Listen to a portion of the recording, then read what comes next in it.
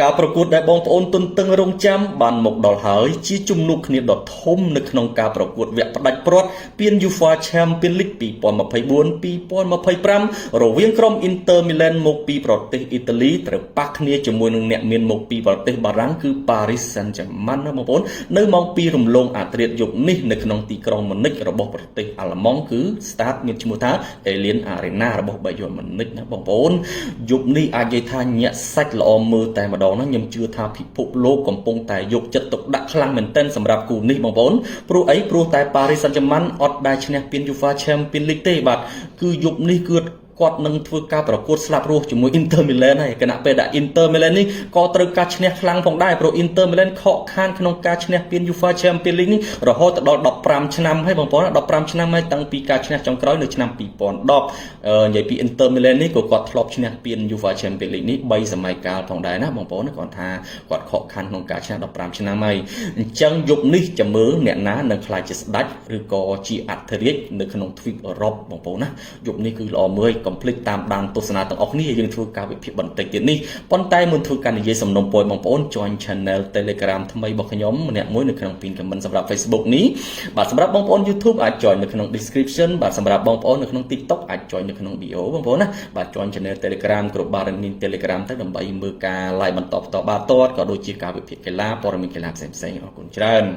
អូខេយើងចូលដល់គូឯករបស់យើងតែម្ដងទៅប៉ារីសត្រូវប៉ះគ្នាជាមួយ Inter វគ្គផ្ដាច់ព្រាត់ UEFA Champions League នៅវេលាម៉ោង 2 ណាបងប្អូននិយាយទៅក្រុមទាំងពីរនេះសុទ្ធតែជាក្រុមដែលបងប្អូនភាគច្រើនគិតថាมันអាចឡើងដល់វគ្គផ្ដាច់ព្រាត់ទេបងប្អូនណាបងប្អូនភាគច្រើនសូម្បីតែខ្ញុំផ្ដោតទៅលើ Barcelona ផ្ដោតទៅលើ Real Madrid បាទផ្ដោតទៅលើដូចជា Liverpool Bayern អីចឹងណាបាទនិយាយទៅសូម្បីតែខ្ញុំក៏មិនគិតថា Paris ខ្លាំងដល់ថ្នាក់នេះ Inter Milan ខ្លាំងដល់ថ្នាក់នេះដែរបងប្អូនណាប៉ុន្តែអ្វីៗវាបានកើតឡើងហើយបាទគណៈពេលដែល Inter Milan នោះបំបាក់សិតតែក្រុមខ្លាំងបាទកាឡូ Bayern Munich បាទកាឡូ Barcelona លេងអត់ឈ្នះ Inter Milan ទេបាទគណៈពេលដែល Paris Saint-Germain នេះបំបាក់ក្រុមខ្លាំងនៅក្នុងអង់គ្លេសតែម្ដងបាទក្រុមអង់គ្លេសលេងអត់ឈ្នះប៉ារីសទេបងប្អូនហើយបាទតាំងពី Liverpool តាំងពី Arsenal តាំងពី Aston Villa លេងចាញ់ទាំងអស់ទម្លាក់ក្រុមអង់គ្លេសតែម្ដងបាទសម្រាប់ក្រុមបារាំងមួយនេះអញ្ចឹងយប់នេះមិនធម្មតាទេហើយបើយើងនិយាយអំពីប្រវត្តិប៉ះគ្នាបងប្អូនណាប្រវត្តិប៉ះគ្នាក្រុមទាំងពីរប៉ះគ្នាតែ5លើកទេបាទប៉ះគ្នាតែ5លើកទេបាទ5លើកនេះគឺប៉ារីសឈ្នះ3ដងបាទហើយក្រុម Inter Milan ឈ្នះ2ដងបងប្អូនណាប៉ារីសឈ្នះ3 Inter Milan ឈ្នះ2ប៉ុន្តែបើយើងនិយាយអំពីប្រកួតសាច់ការតែ3ប្រកួតទេបាទ2ប្រកួតទៀតគឺប្រកួតនៅក្នុងក្របខ័ណ្ឌមិត្តភាពណាគឺការប្រកួតមិត្តភាពទេប៉ុន្តែបើយើងនិយាយអំពីប្រកួតសាច់ការក្នុង Champions League 3ប្រកួតដែលប៉ះគ្នានេះគឺបាទ Inter Milan លេងអត់ឈ្នះបាទ Paris Saint-Germain ទេ3លើកគឺ Paris ឈ្នះទាំងអស់ណាហើយបើយើងឲ្យនិយាយអំពី5ប្រកួតចុងក្រោយរបស់ក្រុម Paris Saint-Germain គឺឈ្នះ4ចាញ់1បងប្អូនណាឈ្នះ4ចាញ់1ការប្រកួតចុងក្រោយរបស់ Paris គឺបានយកឈ្នះបាទទៅលើក្រុម Stade de Reims បាទ Stade de Reims នេះក្នុងលទ្ធផល3-0ណា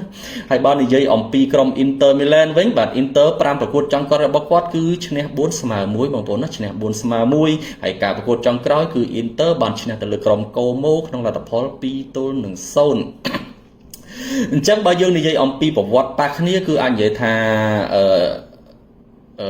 PSG គេល្អជាងបាទគឺ3ប្រកួតគឺឈ្នះទាំង3តែម្ដងហើយ2ប្រកួតទៀតគឺជាការប្រកួតមិត្តភាពគឺខាង Inter ឈ្នះវិញណាហើយបើនិយាយអំពី5ប្រកួតចុងក្រោយគឺប៉ាក់ផែគ្នា50-50ទេបងប្អូនឈ្នះ4ចាញ់1ឈ្នះ4ស្មើ1វាអាចនិយាយថា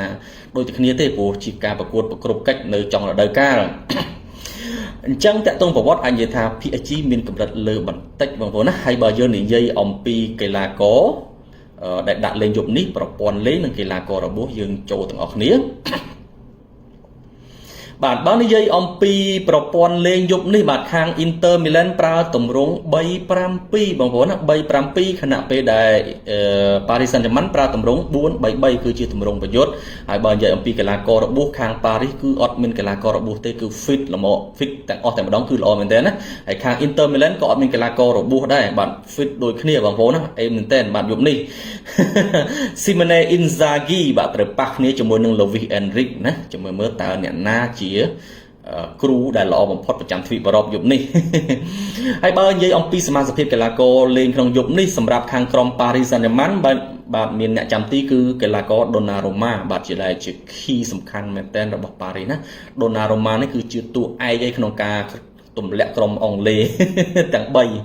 បាទបាននិយាយអំពីខ្សែការពារ4នាក់ខាងស្ដាំគឺមានដូចជាកីឡាករហាគីមីមានម៉ាគីញ៉ូសក៏ដូចជាកីឡាករវ៉ាលីនផាឆូខាងឆ្វេងគឺនូណូមែនដេសណាបងប្អូនហើយខ្សែបម្រើកណ្ដាលមានដូចជាកីឡាករបាទជូអាវនេវេសមានវីទីញ៉ាក៏ដូចជាហ្វាបៀនរៀសហើយសម្រាប់ខ្សែយុទ្ធ3នាក់មានដូចជាកីឡាករបាទឌីសូរ៉េ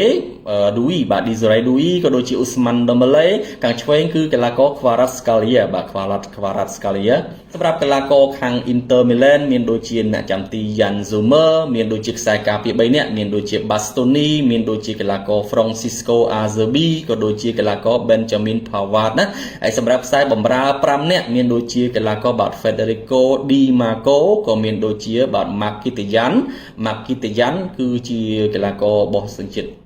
អាម៉ានីបាទអាម៉ានីហើយក៏ដូចជាកីឡាករបាទ Khal Hanoglu បាទ Khal Hanoglu ក៏ដូចជាកីឡាករបាទ Nicolo Barcola ក៏ដូចជា Denzel Dumfries ហើយសម្រាប់ខ្សែប្រយុទ្ធ2នាក់មានដូចជាកីឡាករ Lisandro Martinez ត្រូវចាប់ដៃគ្នាជាមួយនឹងកីឡាករ Marcos Thuram ណា Marcos Thuram គឺប្រឹងទៀតយប់នេះបាទ Marcos Thuram មួយយ៉ាងនេះគឺល្អមែនទែនណាបាទ Lisandro Martinez បាទ Lautaro Martinez នេះអាចនិយាយថាល្អប៉ុន្តែបើប្រៀបធៀបនឹងរដូវកាលមុនដូចធ្លាក់តិចហើយបងប្អូនណាបាទសម្រាប់ Lautaro Martinez អញ្ចឹងសម្រាប់កីឡាករក្រុមទាំងពីរសុទ្ធតែខ្លាំងដូចគ្នាហើយបងប្អូនបាទសុទ្ធតែជាកម្ពុជាកីឡាករហើយបាទល្បីបាទយប់នេះមិនធម្មតាទេមួយប៉កែទប់មួយប៉កែវាយបាទខណៈពេលដែលប៉ារីសសាន់ជឺម៉ាន់នេះគឺជាក្រុមប៉កែប្រយុទ្ធណាបងប្អូនតំបន់ប្រយុទ្ធរបស់គាត់អាចនិយាយថាមុតស្រួយហើយក្នុងពេលបច្ចុប្បន្ននេះបាទជាពិសេសគឺកីឡាករវ័យក្មេងបាទកីឡាករបាទ Desiree បាទ Desiree Doué នេះគឺកំពុងតែជាទីពេញចិត្តរបស់គ្រូបង្វឹក Luis Enrique ហើយបងប្អូនបាទអាយុ19ឆ្នាំទេប៉ុន្តែទម្រង់លេងរបស់គាត់បង្ហាញខ្លួនបានល្អណាបងប្អូនបាទនិយាយទៅកម្រិតលេងរបស់គាត់ស្តៀងនឹងឡាមីនយ៉ាម៉ាល់ទេបាទប្រហែលគ្នានឹងឯងណាប្រហែលគ្នាប៉ុន្តែគាត់ថាគាត់អាយុបងឡាមីនយ៉ាម៉ាល់2ឆ្នាំហើយបើនិយាយអ៊ូស្ម៉ាន់ដេម៉ាឡេនៅតែល្អរត់លឿនបាទសុទ្ធក៏ច្បាស់ហើយការញាក់របស់គាត់ក៏នៅតែមានភាពរហ័សរហួនប៉ុន្តែដាក់ស្មានដុំបលេគាត់លេងកណ្ដាលដូចជាអត់ត្រូវរលរបស់គាត់ណាពូរ៉ូស៊ីនរបស់គាត់ពីច្រើននៅខាងស្ដាំណានៅខាងស្ដាំដល់ពេលដាក់កណ្ដាលប្រយុទ្ធប្រអប់បញ្ចប់ទីអញ្ចឹងវាដូចជាមិនសូវត្រូវដែរបងប្អូនណាប៉ុន្តែយើងសង្ឃឹមថាអូស្មានដុំបលេធ្វើបានល្អខណៈពេលដែលកីឡាករខ្វារ៉ាត់ស្កាលីយ៉ានេះគាត់បង្ហាញទម្រង់លេងល្អបាទគាត់មានការញាក់រត់លឿនរត់អីចឹងណាគាត់ថាការបញ្ចប់ទីរបស់គាត់អត់សូវច្បាស់ទេប៉ុន្តែការបញ្ជូនបាល់ក្រោះបាល់អីញាក់រត់អីគឺល្អមែនទែនសម្រាប់កីឡាករខ្វារ៉ាត់ស្កាលីយ៉ានេះបងប្អូនអញ្ចឹងសម្រាប់ខ្សែបម្រើប៉ារីសសាន់ហ្ទឺម៉ាន់អញនិយាយថាល្អចូលឲ្យនៅវេសកំពុងតែឡើងជើងវីទីញ៉ា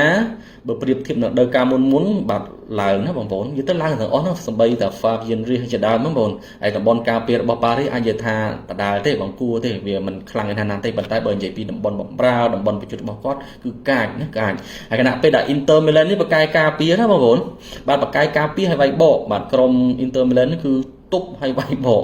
អញ្ចឹងប៉ារីសក៏ពិបាកដែរបងប្អូនណាហើយយប់នេះដាក់ខ្សែបម្រើ5នាក់ហើយខ្សែការពារតែ3នាក់ទេខ្សែយុទ្ធ2នាក់តម្រងហ្នឹងវា simple formation ទេវា50-50ទេវាមិនប្រយុទ្ធពេកហើយក៏មិនការពារពេកដែរគាត់ថាខ្សែបម្រើ5នាក់អញ្ចឹងវាក៏ពីស្កតខ្លាំងចោះការពារក៏លឿនដែរបងប្អូនណាអញ្ចឹងយើងពិបាកមែនតើកីឡាកររបស់គាត់ល្អខ្ញុំចាប់អារម្មណ៍ប្រហែលអ្នកទេដែលខ្លាំងបងប្អូនណាបាទដូចជា Lautaro Martinez Marcos Thuram បាទ Di Marco ក៏ដូចជា Dumfries នេះល្អមែនតើហើយ Barcola នេះក៏ល្អដែរបងប្អូនណានឹងសុទ្ធតែជាកីឡាករល្អរបស់ Inter Milan ហើយ Dumfries នេះមុំណាបងប្អូនហើយបាទរត់លឿនពាំងពិតបុកអូជំនាញឲ្យការក្រោះបាល់គាត់ក៏ល្អមែនទែនហើយសងតង់គ្នាមែនទែនជាមួយនឹង Marcos Thuram នៅពេលដែលគាត់លេងដូចជាអាណលជាមួយ Mohamed Salah ចឹងដូចដើរញីឈ្មោលចឹងបងប្អូនណាគណៈពេល